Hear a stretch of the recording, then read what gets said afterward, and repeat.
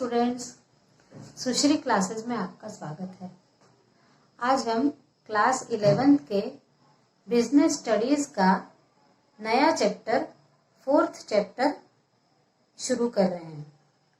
हमारा 4th chapter है व्यवसाय और सेवा क्षेत्र, बिजनेस एंड सर्विस सेक्टर।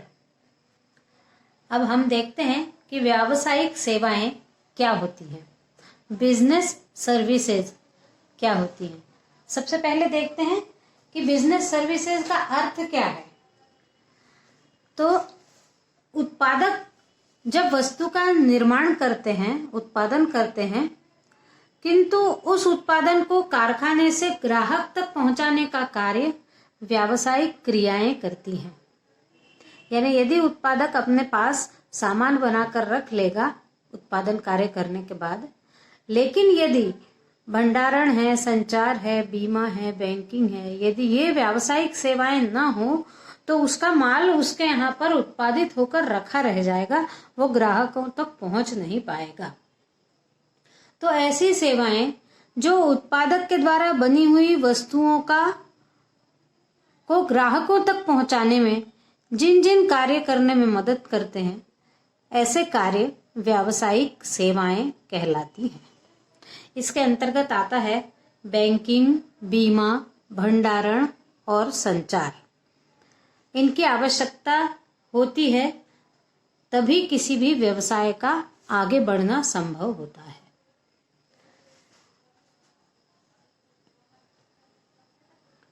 व्यवसाय का विकास होने के लिए इन सुविधाओं की आवश्यकता होती है। उत्पादक स्वयं भी ये सुविधाएं उपलब्ध करवा सकता है, पर ऐसा करना उसे विनियोजन एवं सीमित उपयोग की दृष्टि से महंगा पड़ता है। उत्पादक भी ये कार्य करके ग्राहकों तक वस्तु पहुंचा सकता है, लेकिन वो क्या करता है, ऐसी दूसरी सेवा करने वालों को लगवा लेता है ताकि उसको, नहीं तो उसको बहुत महंगा पड़ेगा। ये सारा मिलाकर एक वस्तु की जो लागत होगी वो बहुत महंगी पड़ जाएगी उसको। इसलिए वो क्या करता है कि दूसरे से इन सेवाओं के लिए मदद लेता है।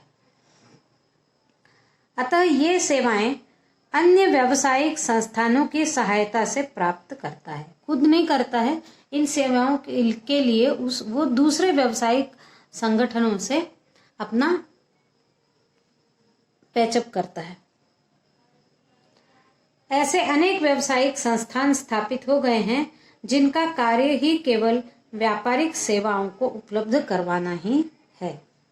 अब हमने प्रबंध में पढ़ा था कि जैसे प्रबंध के लिए एम हुआ करते थे, एम मैन, मशीन, माल, मुद्रा और मेथड, ऐसे हमने एम देखे थे।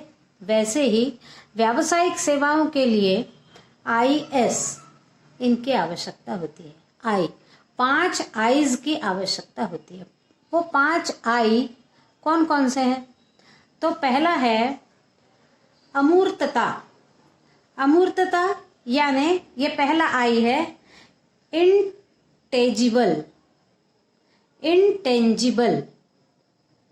दूसरा है गैर निरंतरता, इनकंसिस्टेंट। फिर तीसरा है अभिन्नता, इनसेपरेबल। फिर है भंडारण, इन्वेंटरी। और ग्राहक की उपस्थिति, इन्वॉल्वमेंट। ये 5 आई हम देख रहे हैं यहाँ पर, और ये आई से शुरू होने वाले शब्द हम देख रहे हैं यहाँ पर। ये 5 आई हम देख रहे हैं। पहला हो गया इंटेंजिबल, दूसरा हो गया इनकंसिस्टेंट, तीसरा हो गया इनसेपरेबल, चौथा हो गया इन्वेंटरी और पांचवा हो गया इन्वॉल्वमेंट। ऐसे ये 5 आई, इनके बिना व्यावसायिक सेवाएं संभव नहीं होगी। इन 5 का होना आवश्यक होगा, तभी ये व्यावसायिक सेवाओं का कोई अर्थ निकलेगा। अब हम यहाँ पर देखते हैं कि सेवाओं की विशेषताएं, लक्षण और प्रकृति। Characteristics, features and nature of services. इसमें सबसे पहला है अमूर्तता। सेवाएं अमूर्त होती हैं, इन्हें न तो देखा जा सकता है और न ही स्पर्श किया जा सकता है। सेवाओं को केवल अनुभव किया जा सकता है, पर व्यावसायिक सेवाओं का आर्थिक होना आवश्यक है। सेवाएं तो बहुत सारी होंगी, कोई अपने घर में किसी बूढ़े की सेवा कर रहा है तो वो भी सेवा ही कहलाएगी, लेकिन यदि व्यावसायिक सेवाओं के अंतर्गत हम देखते हैं तो उसका संबंध अर्थ से या पैसों से होना चाहिए, तभी वो व्यावसायिक सेवाएं कहलाएगी। यानी इसमें पैसा होना अत्यंत महत्वपूर्ण है, नहीं तो सेवाएं तो वैसे भी हो सकती है। दूसरा लक्षण है असंगतता।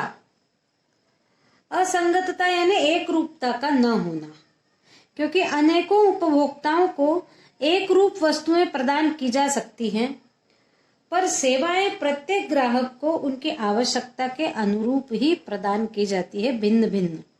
इसलिए सेवाओं में असंगतता देखी जा सकती है। यानी वस्तुएं तो दी जा सकती है, एक रूप किसी को भी बांटी जा सकती है, एक समान कितनी भी वस्तुएं एक अलग अलग व्यक्तियों को बांटी जा सकती है, लेकिन सेवाएं एक समान सबको आवश्यकता भी नहीं होती, क्योंकि सेवाओं की आवश्यकता प्रत्येक व्यक्ति को अपने परिस्थिति अनुसार अलग अलग सेवाओं की आवश्यकता होती है। इसलिए इस सेवाओं में असंगतता यानी अलग अलग रूप पाए जाते हैं, एक रूप नहीं होती हैं सेवाएं। किसी को पढ़ाई की आवश्यकता है तो किसी को डॉक्टर की आवश्यकता है। ये सेवाएं जो हैं ये हर एक की अलग अलग आवश्यकताओं पर निर्भर करेंगी। अगला है अभिन्नता। सेवा के लिए सेवा प्रदान एवं सेवा प्राप्त करता दोनों ही एक साथ उपस्थित रहना आवश्यक है। सेवाओं को उनके प्रदानकर्ता से पृथक नहीं किया जा सकता। यानी यदि प्रदान करने वाला है सेवा तो लेने वाला भी होना चाहिए। यदि शिक्षक पढ़ा रहा है, अपनी सेवा दे रहा है, तो विद्यार्थी ने भी वहां होना चाहिए, नहीं तो ये तो आदान प्रदान हो ही नहीं पाएगा सेवाओं का।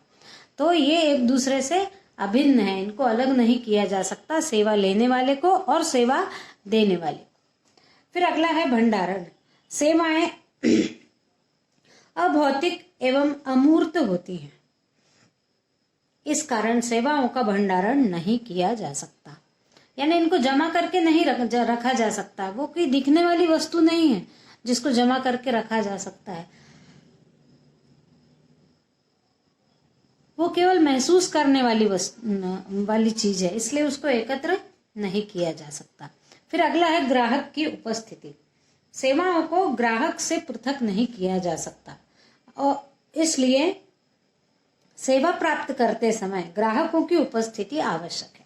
यानी दोनों का होना आवश्यक है, जो सेवा दे रहा है और जो सेवा न दे रहा है, जो सेवा दे रहा है और जो सेवा ले रहा है, इन दोनों की ही आवश्यकता होती है। इसलिए जो ग्राहक जो सेवा ले रहा है उसकी उपस्थिति भी अनिवार्य है।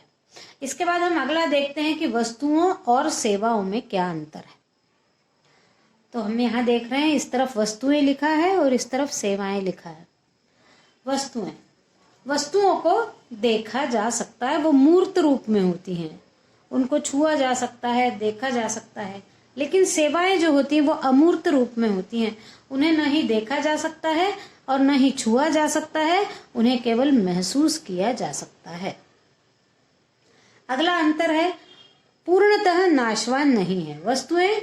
कुछ वस्तुएं नष्ट हो जाती है, कुछ नहीं भी होती हैं, इसलिए कहा गया कि पूर्णतः नाशवान नहीं होती वस्तुएं, जबकि सेवाएं पूर्णतः नाशवान होती है। फिर अगला है भविष्य के लिए संग्रहण संभव। वस्तुओं का हम भविष्य के लिए संग्रहण कर सकते हैं। हम कपड़े, दवाइयाँ, चश्मा ये सब संग्रहित करके रख सकते हैं, लेकिन सेवाओं को भविष्य के लिए संग्रहित करके नहीं रखा जा सकता। फिर अगला है स्वामित्व हस्तांतरणीय है। वस्तुओं का स्वामित्व यानी आज कोई वस्तु हमारे पास है तो हम किसी दूसरे व्यक्ति को उस वस्तु का हस्तांतरण यानी देना कर सकते हैं, हम उठा के किसी वस्तु को दूसरे को दे सकते हैं। लेकिन शिक्षक जो है वो अपनी शिक्षा का हस्तांतरण ऐसा नहीं कर सकता कि दूसरा शिक्षक उसका सिखा ले। स्वामित्व का हस्तांतरण नहीं किया जा सकता। एक व्यक्ति का जो ज्ञान है वो दे के दूसरे को, लेकिन सेम वैसा व्यक्ति एक पूरा ज्ञान उठा के दूसरे को दे देना ये संभव नहीं होगा। तो किसी भी प्रकार की सेवाएं दूसरे के लिए हस्तांतरणीय नहीं है। मान लीजिए कोई मालिश कर रहा है किसी की, और मालिश करते हुए वो अपनी जो टेक्निक है वो किसी दूसरे को नहीं दे सकता। वो जो उसी व्यक्ति को बनता है वो उसी को बनेगा। फिर है इन्हें उत्पादित किया जाता है। सेवाओं को उत्पादित किया जाता है, जबकि वस्तुओं को उत्पादित किया जाता है, जबकि सेवाओं को संपन्न किया जाता है। उनको उत्पादित नहीं किया जाता है, उनको संपन्न किया जाता है। अब यहाँ पर वस्तुओं में उदाहरण है, दवाइयाँ हैं, कपड़े हैं, चश्मा है, ब्लैक बोर्ड है, मोबाइल है, ये सारी वस्तुएं हो गई। और सेवाएं हो गई शिक्षक द्वारा पढ़ाना, डॉक्टर द्वारा इलाज करना, वकील के द्वारा, बैंक द्वारा वित्त देना, LIC के द्वारा सुविधाएं देना, ये सारा सेवाओं के अंतर्गत आता है। इस वीडियो में बस इतना ही। Thank you.